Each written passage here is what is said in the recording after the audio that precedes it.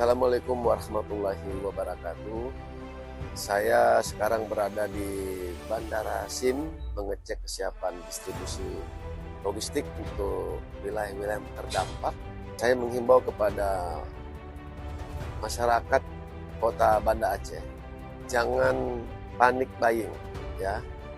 Biasa saja, karena ketakutan untuk tidak dapat bahan bakar, tidak dapat makanan, padahal kan dia tidak terdampak ya. Biasa saja sehingga tidak terjadi rush, sehingga terjadi antrian panjang.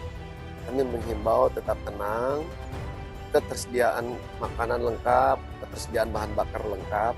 Mari berbanyak istirahat untuk tidak beraktivitas dulu agar semua berjalan dengan baik. Terima kasih, semoga semua berjalan dengan lancar.